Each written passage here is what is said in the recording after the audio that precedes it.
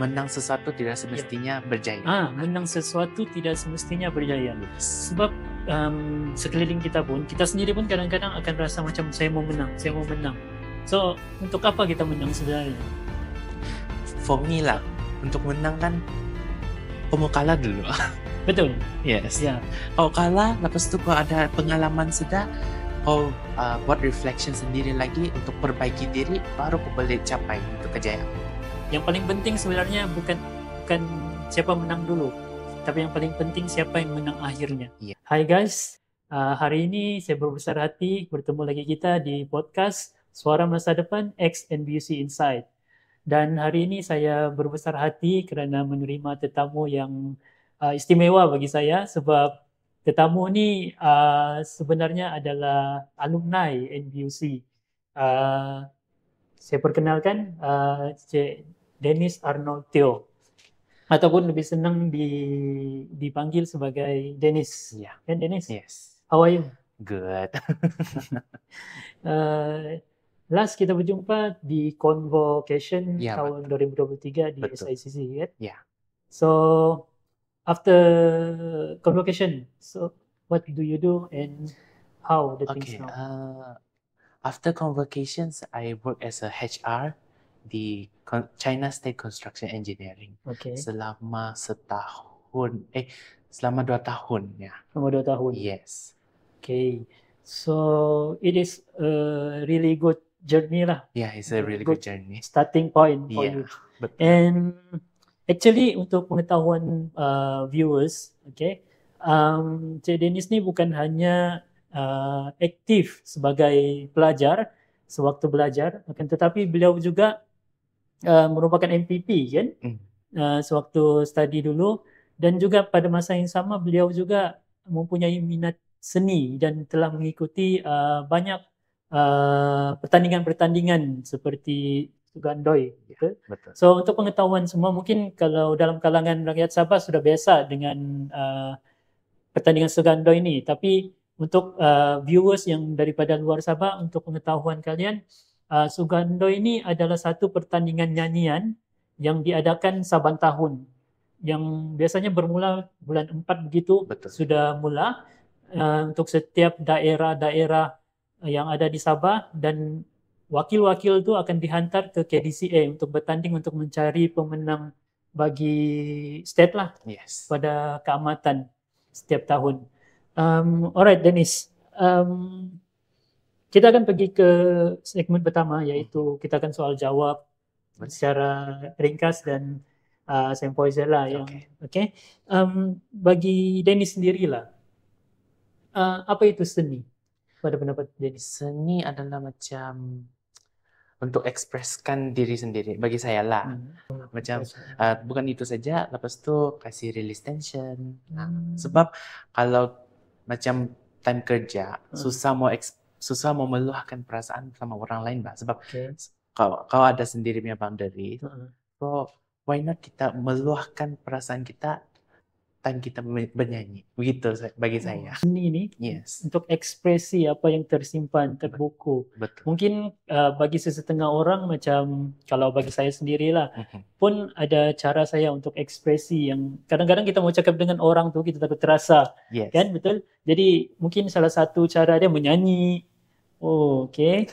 So, tapi yang bagusnya Dennis ni, dia salurkan bakat seni dia tu, nyanyian dia tu, ikut persembahan, ikut pertandingan nyanyian. Betul. So itu saya rasa macam benda yang positif yang saya rasa kita boleh ambil iktibar lah. If you have something yang anda minat, yang anda betul-betul rasa macam passion kepada benda tu, mungkin boleh salurkan ke tempat yang betul lah.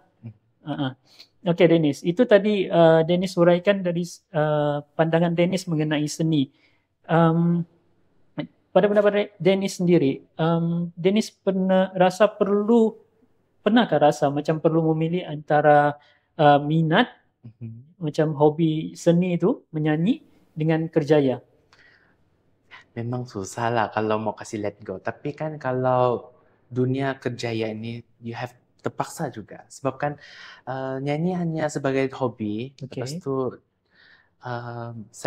bagi saya lah kalau ada kerja ya 100% memang saya kerja lah. Lepas tu cari ada masa yang sesuai untuk menyanyi lah, macam kasih release tension begitulah. So maksudnya macam Dennis sekarang tengah bekerja, Betul. dan ada seni, ada juga ikut pertandingan-pertandingan tu. So macam mana Dennis balancekan dua ni? Okay, itu first thing time management. Itu paling penting. Sebab kau punya planning sepanjang bulan tu mesti mau ngam-ngam tu masa dia. Supaya tidak clash by tu masa. Ya, betul. Pandai stres juga tuh kalau tiba-tiba sudah set tu masa tiba-tiba tidak ngam. Dan kau terpaksa postpone lagi. Pernah jadi juga lah. Pernah terjadi. Ya, sebab kadang-kadang kita ni merancang tapi Tuhan tu lah yang menentukan. Betul. Dari segi seni ni, apa yang dapat Dennis pelajari terutamanya dari segi emosi dan kepimpinan. Sebab dulu kan Dennis pun seorang MPP sewaktu belajar dan sekarang pun sudah jadi macam human resource untuk dalam satu company itu. So dan juga tidak boleh tidak Dennis akan terkait juga dengan emosi-emosi daripada sekeliling Dennis. So macam mana apa yang seni ni ajar kepada Dennis? Okay, bagi seni dia ajar saya untuk gimana untuk mengawal kau punya kesabaran, punya nervous lah. Lepas tu and then kawalan emosi macam contohnya saya di atas pentas, gimana saya kawal saya sendiri untuk bertenang. Lepas tu gimana saya mau interaksi sama semua orang begitu. Okay, Dennis, boleh bagi macam tips lah. Macam kadang-kadang saya pun sendiri walaupun di podcast ni kan, bagi saya ini benda experience yang macam first experience. Selama ni saya cuma berada di belakang tabir, di belakang kamera. Saya macam shock je tengok orang bercakap. Tapi sebenarnya bila kita berada di depan kamera, di depan orang tu bercakap macam memang lain. So mungkin Dennis sudah banyak pengalaman ikut pertandingan. Mungkin Dennis boleh bagi beberapa tips lah untuk kekal tenang supaya yang kadang-kadang apa yang kita cakap tu dia keluar dengan macam tu je dia keluar. Okay, tips yang saya boleh bagi macam first sebelum kau mau melaksanakan sesuatu, kau tengok dulu cermin hadapan kau lah. Kau tengok kau punya reflection, lepas tu kau buat dulu apa yang perlu. Lepas tu kalau macam yang ada tone yang tidak sesuai, kau ubah itu tone. Begini tu lah saya selalu buat. Self-reflection. Self-reflection. Refleksi diri di hadapan cermin, bercakap sendiri. Yes. Oh, itu banyak membantu Dennis lah selama ni. Okay, Dennis.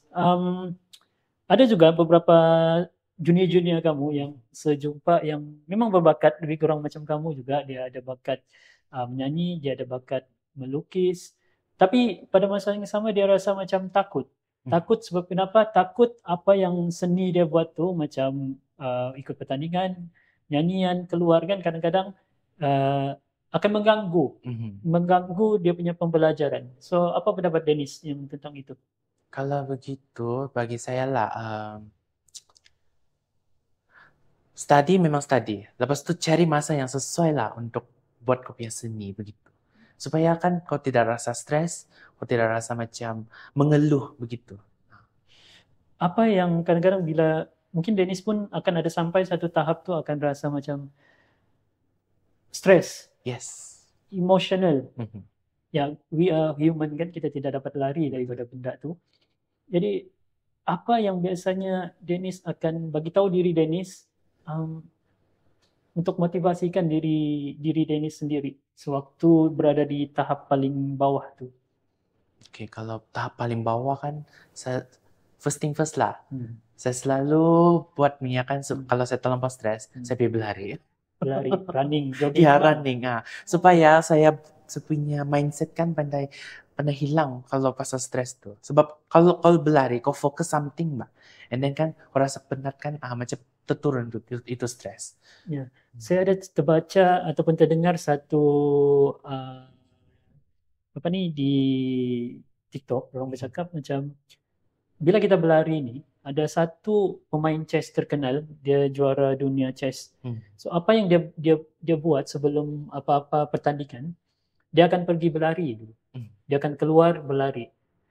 Dan orang tanya, kenapa kamu selalu Sebelum pertandingannya berlari, sebelum pertandingannya berlari. So dia cakap di dalam larian tu dia lepas time dia berlari tu memang dia rasa macam penat apa semua, tapi bila habis berlari itu dia rasa fresh. Yes. Semua benda tu yang dalam mengganggu fikiran dia tu hilang. Yes. Hilang bersama dengan penat-penat yang dia rasa tu. So mungkin bila kita kaitkan dengan apa yang Dennis sampaikan tadi, ya itu mungkin salah satu cara yang mujarab lah. Yes. Boleh kita kata, supaya bila kita down sangat kita keluar. Jangan duduk dalam satu tempat. Betul. So bagi Dennis lah, sebab sekarang perjalanan Dennis ni untuk viewers di luar sana, saya mula kenal Dennis ni tahun 2018 begitu. Itu pun tahun 2018 awal saya masuk NBUC. Betul. Ya, memang awal saya masuk, dan mereka ni antara batch yang awal lah saya jumpa. Yes. Waktu mula alam pekerjaan. Waktu tu saya baru mula alam pekerjaan. Dennis pula baru mula belajar. So mungkin di sini kita nampak lah ada dua generasi di situ. Saya tidak cakap lah saya tua. Tapi nampaklah dua generasi situ, yang mana saya baru mula bekerja, Dennis pula baru mula belajar waktu tu. Diploma, betul? Betul. Lepas habis diploma, Dennis sambung ke bachelor degree. Yes. Di NBUC juga. And then bila habis belajar tu dan terus bekerja. So saya nampaklah dia punya perubahan daripada pelajar hingga bila habis belajar tu bekerja sekarang. So bagi Dennis lah, bagi sesetengah orang, dia punya kejayaan, takrifan kejayaan tu berbeza-beza. Ada yang dia kata, kalau saya dapat kerja, saya sudah berjaya.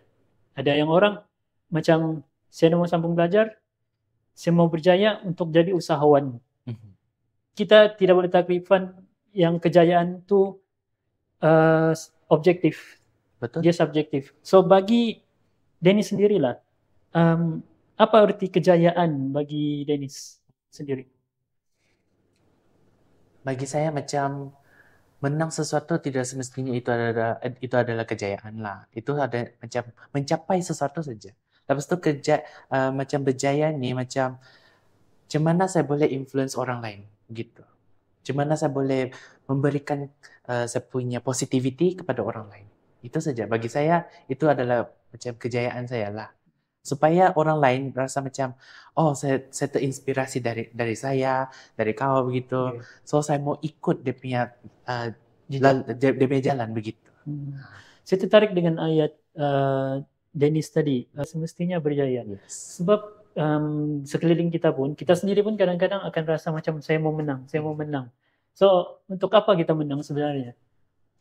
For me lah, untuk menang kan kau mau kalah dulu. Betul. Yes. Ya. Kau kalah, lepas tu kau ada pengalaman sudah, kau buat reflection sendiri lagi untuk perbaiki diri, baru kau boleh capai itu kejayaan. Gitu. Ya.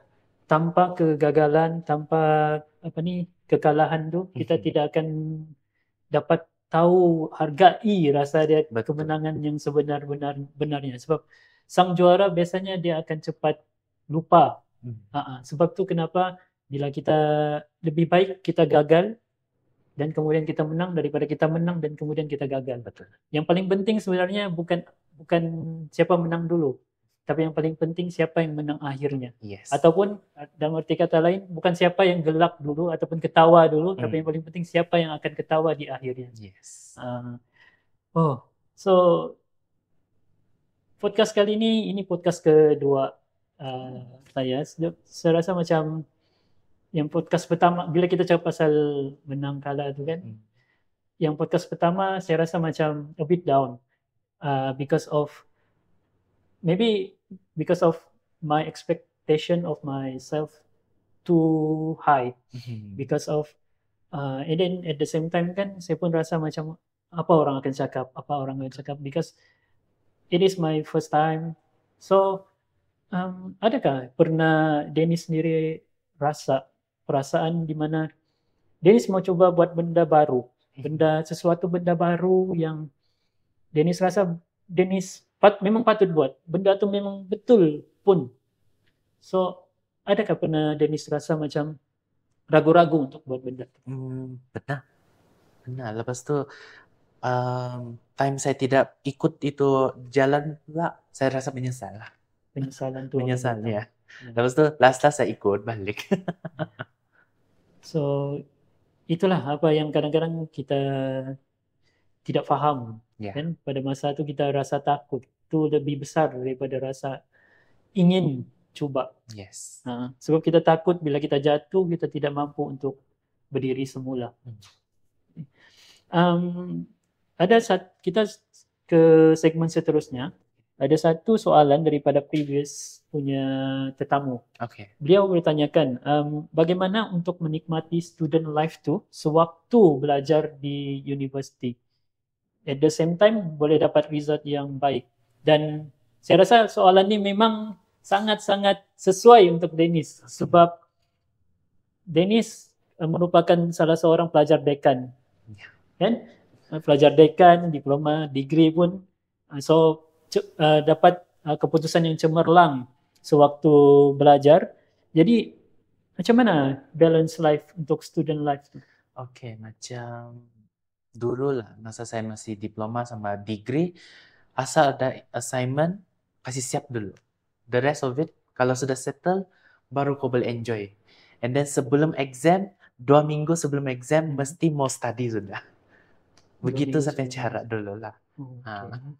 So, waktu belajar tu, pernah tak macam Dennis yalah kita manusia, kadang-kadang kita pandai terpesong sekejap.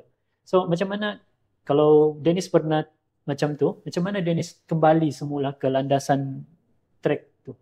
Apa yang buatkan Dennis macam, aku kena berubah ni, aku dah boleh biarkan diri aku begini. Macam tu.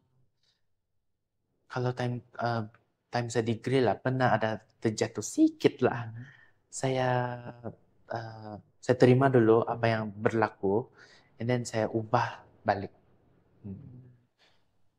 So, Dennis accept the facts. Accept the facts first, then you reflect again. Reflect, and then revise. Begitu. Wow, okay. So, untuk Dennis lah,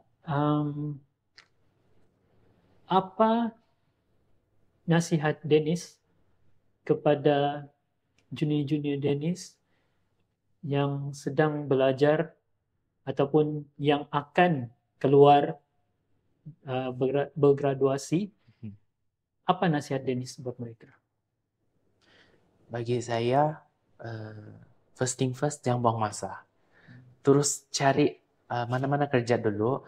Lepas tu, untuk bagi yang pelajar-pelajar yang seni, be creative. Itu saja yang saya boleh cakap lah. Okay. Thank you, Dennis. Mau tanya, kamu join Sugandoi sudah berapa kali? Untuk ni tahun keempat, 5 kali sudah lah. 5 kali sudah? Ya, tapi baru 1 kali wakil. Wakil daerah mana tu? Daerah Membakut. Tahun lalu? 2 tahun yang lalu.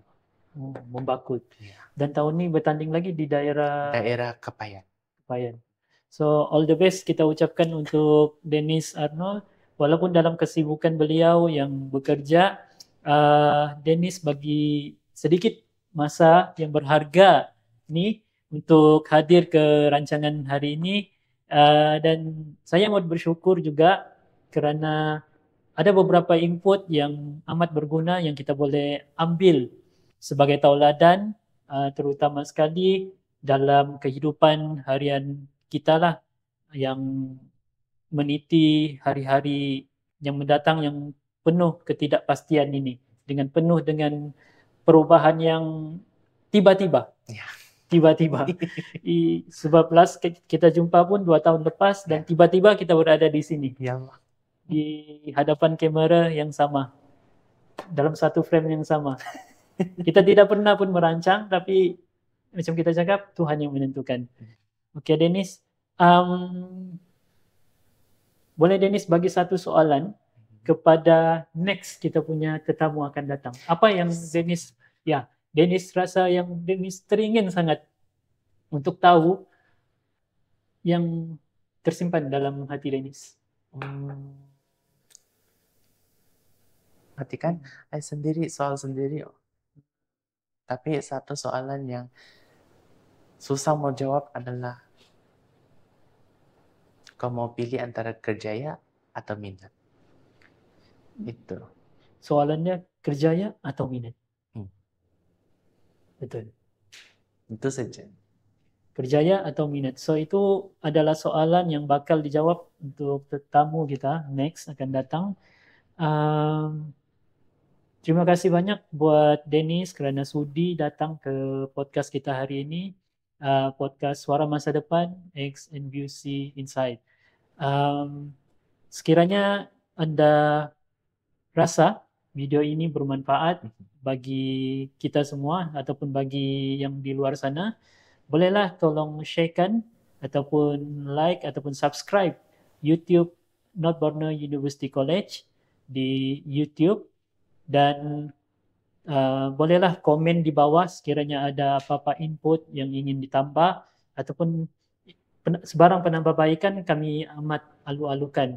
So Dennis, terima kasih banyak kerana hadir. Sama-sama. Sukses selalu, selamat maju jaya di dalam kerjaya maupun di dalam karya seni. All the best untuk your master yang tidak lama lagi kan? Yeah. All the best on your master. So we wish you all the best. Thank you. And see you again. Thank you very much, Dennis.